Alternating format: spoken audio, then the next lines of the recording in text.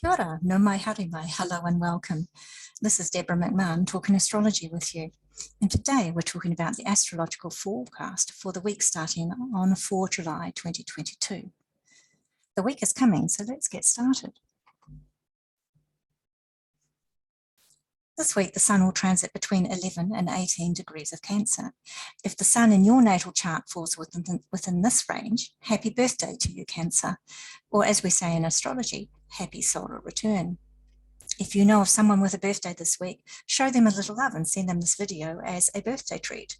There's a share button just below. The moon moves through about a quarter of the zodiac in a week. This week, she transits through parts of Leo, all of Virgo, Libra, and Scorpio, and parts of Sagittarius. These are the key aspects that I've picked out this week. We start the week with 3 planets in dignity, that's Mercury, Mars, and Saturn. But keep watching because there will be a significant change before the week is over. On Tuesday, Mars makes its ingress into the sign of Taurus, and about 20 minutes later, Mercury makes its ingress into the sign of Cancer. At the ingress, both Mercury and Mars are at 0 degrees of Cancer and Taurus, respectively, forming a supportive sextile between the 2 planets. By Friday, Jupiter has moved into the 8th degree of Aries. It's starting to slow now, readying for its retrograde station at the end of the month. And on Saturday, Mercury perfects its square with Jupiter at 8 degrees of Cancer and Aries. So once more, here are the charts. Remember, this is set in New Zealand time, so if you live outside of New Zealand, you might find that these transits perfect a few hours differently according to your time zone.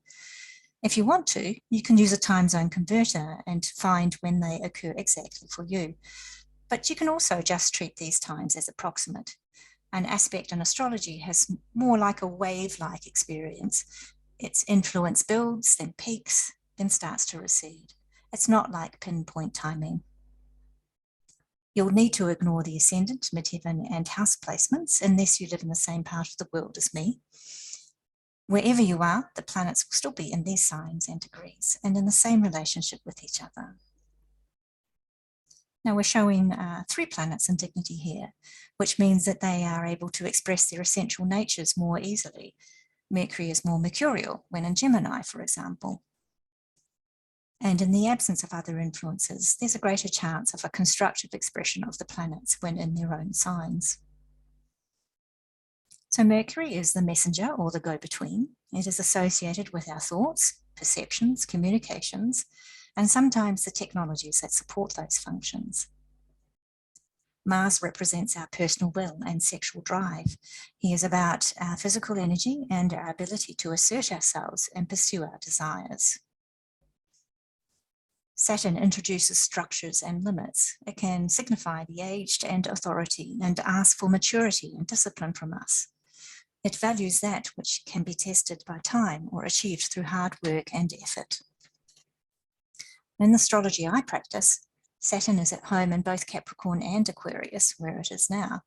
I use the traditional planetary rulership scheme, which means each planet, with the exception of the luminaries, has 2 home signs, an outward expressing odd-numbered sign and a receptive even number sign.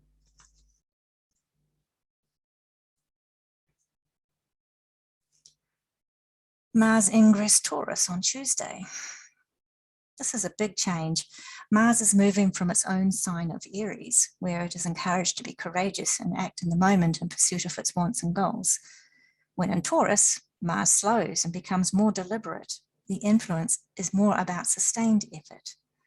Our energy can be caught up in our physical senses, and if our social circumstances support it, this could be a couple of weeks hallmarked by sexual desire.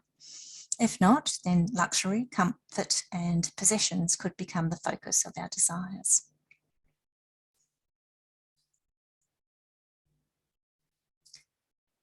About 20 minutes later, Mercury makes its ingress into Cancer. This is also a big change for our communication planet, who has been at home in its own sign of Gemini and able to sparkle with quick wit and curiosity. But in Cancer, the social pace slows and deepens. We seek a little more emotional security from our connections with others.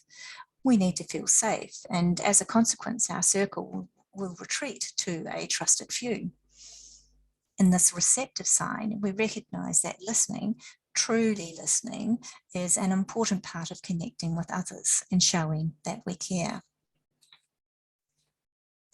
Mercury sextile Mars. At the very moment Mercury makes its ingress into Cancer, it perfects its sextile with Mars at 0 degrees of Taurus.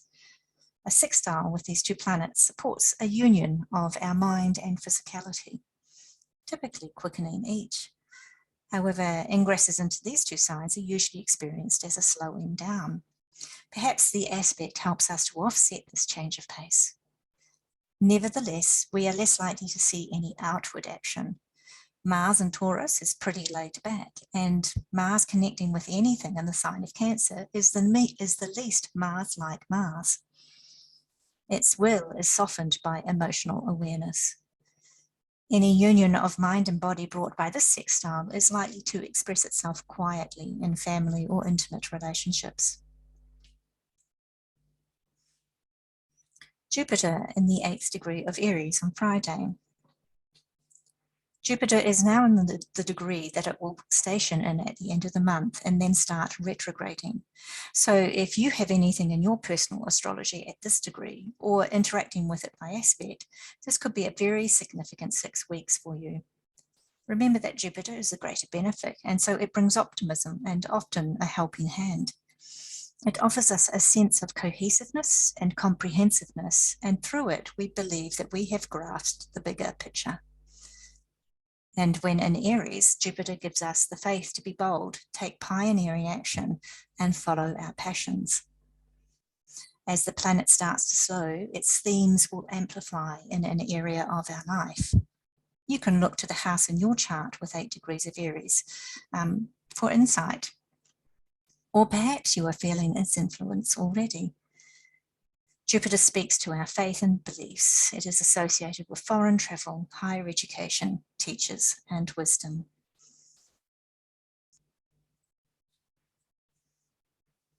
Mercury square Jupiter on Saturday.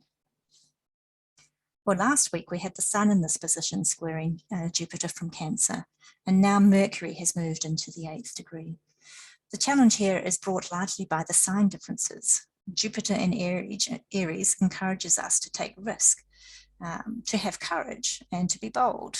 It has an optimism that our actions will work out. Well, better than work out, we trust that our actions will enhance our lives. Whereas Mercury in Cancer is softly spoken and oriented to emotional caution. We are sensitive and aware of our need for nurture and protective of our family or home life. It's possible the challenges started last week with the Sun's connection to Jupiter finds voice this week. As uncomfortable as those discussions may be, there could be something helpful there. Jupiter is the greater benefic and starting to slow in its transit through the zodiac, therefore amplifying its influence. And there is some reception between Mercury and Jupiter, since Jupiter connects by aspect to Saturn, its sign of exaltation. So the two planets are a little more well-disposed towards each other than a typical square would suggest. I hope you enjoyed this and thank you for your time. If you like this and you want some more, lend me some encouragement. Leave a comment, click that like button, or subscribe to the channel. The subject material is the transits of the week, so this video has a very short time to find its audience before the week is gone. And I would so very much appreciate your help. Noho oro mai, stay well, goodbye until next week.